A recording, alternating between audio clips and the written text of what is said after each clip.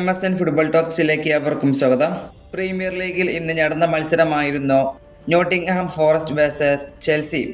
ഇന്ന് Chelsea Nottingham ഫോറസ്റ്റിനെ 3 ഗോളുകൾക്ക് പരാജയപ്പെടുത്തിയിരിക്കുകയാണ്. ഒരു ഗംഭീര വിജയമാണ് ചെൽസി ഇപ്പോൾ സ്വന്തമാക്കിയത്. അതുപോലെ തന്നെ ഇന്നത്തെ മത്സരത്തിൽ ചെൽസിക്ക് വേണ്ടി ആദ്യ ഗോൾ കണ്ടെത്തിയത് 19 വയസ്സുകാരനായിട്ടുള്ള ജോഷ് അച്ചിയാംബോങ് ആണ്.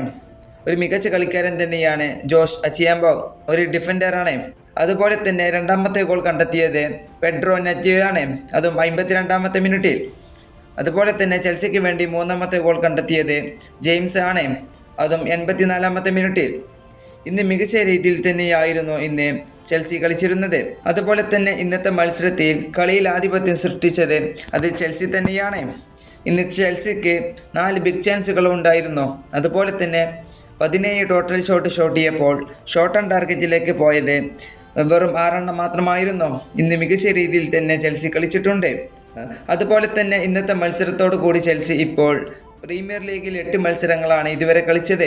ഇതിൽ നിന്നും 14 പോയിന്റ് നേടിക്കൊണ്ട് അവർ ഇപ്പോൾ 4ാം സ്ഥാനത്താണ് നിൽക്കുന്നത്. ഈ വീഡിയോ ഇവിടെ അവസാനിപ്പിക്കുന്നു. ഫുട്ബോൾ ലോകത്തെ കൂടുതൽ വിശേഷങ്ങളുമായി അടുത്ത വീഡിയോയിൽ വീണ്ടും കാണാം.